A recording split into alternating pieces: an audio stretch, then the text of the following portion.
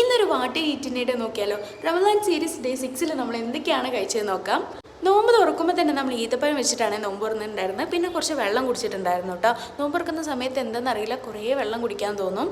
പിന്നെ നമുക്ക് ഫ്രൂട്ട്സ് ആയിട്ട് ബത്തക്ക, റോബസ്റ്റ്, പിന്നെ അതുപോലെ മുന്തിരിയൊക്കെ ഉണ്ടായിരുന്നു. ഈ റോബസ്റ്റൊക്കെ എനിക്ക് ഭയങ്കര ഇഷ്ടമുള്ള സാധനമാണ് കേട്ടോ. പഴം എന്ന് വെച്ചാൽ എൻ്റെ ജീവനാണ്. പിന്നെ നമുക്ക് സർബത്ത് ഉണ്ടായിരുന്നു. അതുപോലെ തന്നെ പൊരിക്കടിയിൽ ചീസ് ബോക്സും സമൂസയാണ് ഉണ്ടായിരുന്നത്.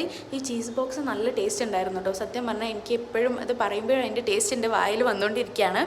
അങ്ങനെ അതൊക്കെ സമാധാനത്തിൽ കഴിച്ചു കഴിഞ്ഞതിന് ശേഷം പിന്നെ കുറച്ച് കഴിഞ്ഞിട്ടാണ് നമ്മൾ മെയിൻ ഫുഡ് കഴിച്ചിട്ടുണ്ടായിരുന്നത്.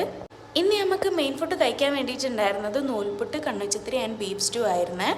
പിന്നെ അത് കഴിഞ്ഞതിന് ശേഷം നൂൽ പൊറോട്ടയും അതുപോലെ തന്നെ ചില്ലി ചിക്കനും വിത്ത് മൈ ബെസ്റ്റ് ഫ്രണ്ട്സിൻ്റെ കൂടെ കഴിക്കാൻ വേണ്ടിയിട്ട് പോയിട്ടുണ്ടായിരുന്നേ. വീഡിയോ എടുക്കാൻ വേണ്ടിയിട്ടുള്ള വെറും പ്രഹസനാണ് ഗൈസ്. എന്നെക്കൊണ്ട് പറഞ്ഞ് വീഡിയോ എടുപ്പിച്ചതാണ് ഈ ഒരു സീന്.